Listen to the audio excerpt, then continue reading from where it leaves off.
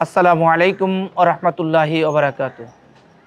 সম্মানিত দর্শক শ্রোতা বন্ধুরা, দেখতে দেখতে আমরা পঞ্চম তারাবির সালাত আদায় করে ফেললাম।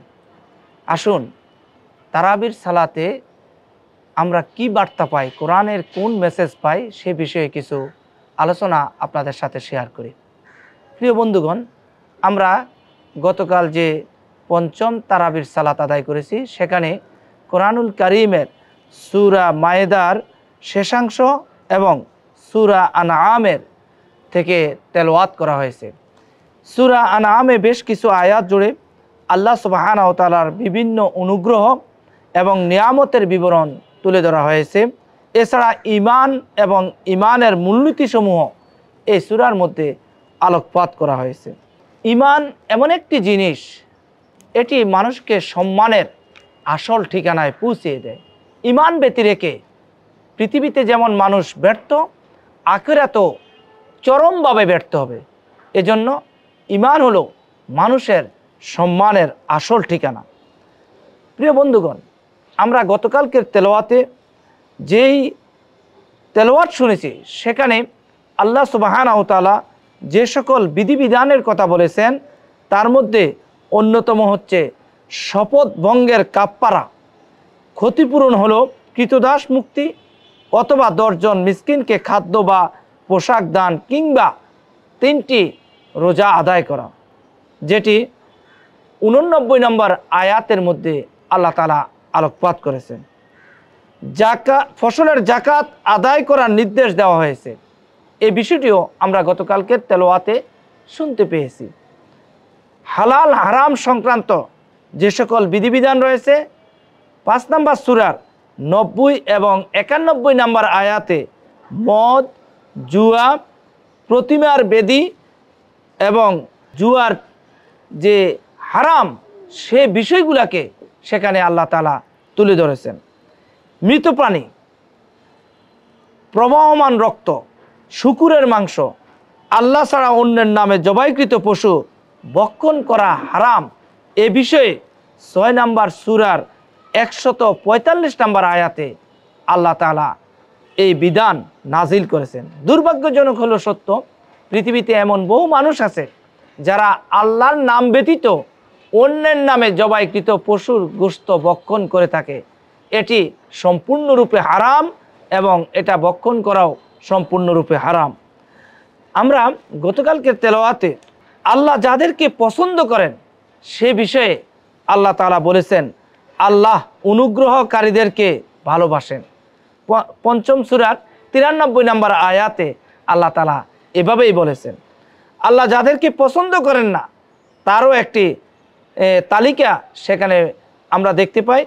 5 নম্বর সূরার 87 নম্বর আয়াতে আল্লাহ তাআলা বলছেন, আল্লাহ সীমা লঙ্ঘনকারীদেরকে পছন্দ করেন না।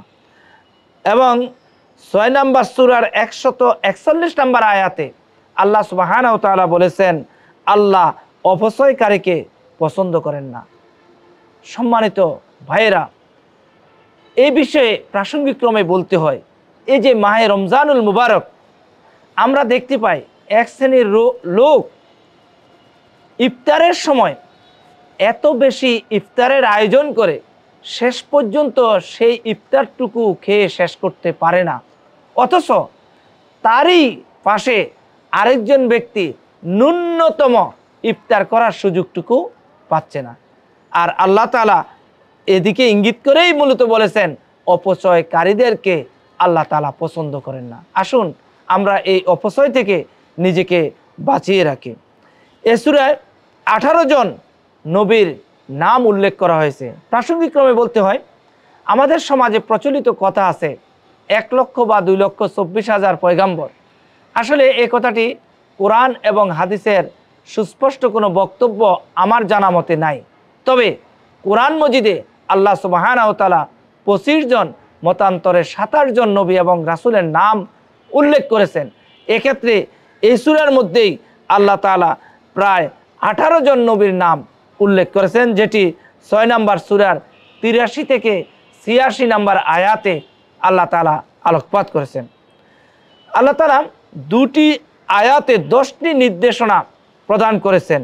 এক, আল্লাহর সাথে শিরিক করা যাবে না, পিতামাতার প্রতি সৎ ব্যবহার করতে হবে, অভাবের ভয়ে সন্তান হত্যা না করা, অশ্লীল ও মন্দ কাজের কাছেও না যাওয়া, অন্যায়ভাবে কাউকে হত্যা না করা, ইয়াতিমের সম্পদ ব্যয়ে ন্যায়ের পথ অবলম্বন করা, ন্যায়ানুগভাবে পরিমাপ এবং ওজন পরিপূর্ণ করা, কথা বলার সময় ন্যায্যতা রক্ষা করা যদিও তা কাছের কারো বিষয়ে হয়ে থাকে, আল্লাহর সাথে কৃত ওয়াদাগুলো পূর্ণ করা, সিরাতে মুস্তাকিমের উপর অবিচল থাকা।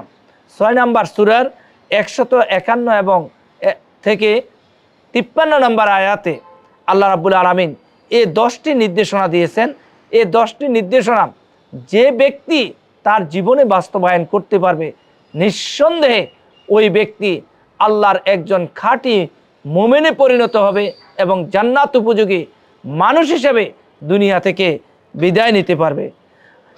গতকালকের তেলাওয়াত থেকে আমরা যে সকল শিক্ষা নিতে পারি সেগুলো হচ্ছে এমন: সালাত, কুরবানি, জীবন মরণ সব কিছুই উদ্দেশ্য হবে একমাত্র আল্লাহর জন্য। এই নিবেদনকারীরাই পরিপূর্ণ ইসলামে প্রবেশ করছে বলে ধরা হবে। আল্লাহ তাআলা আমাদেরকে এমন মানুষ হিসাবেই তৈরি হওয়ার তৌফিক দান করুক।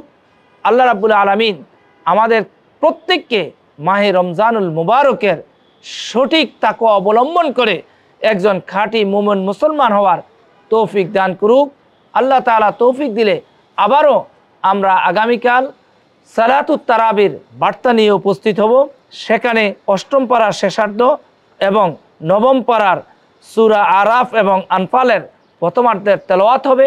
আসুন সকলে মিলে সালাতুত তারাবি যথাযথভাবে আদায় করি, তেলাওয়াতগুলো যথাযথভাবে শুনি এবং তার মর্মার্থ উপলব্ধি করে নিজের জীবনকে আল্লাহর পথে তৈরি করি। আসসালামু আলাইকুম ওয়া রাহমাতুল্লাহি ওয়া বারাকাতুহু।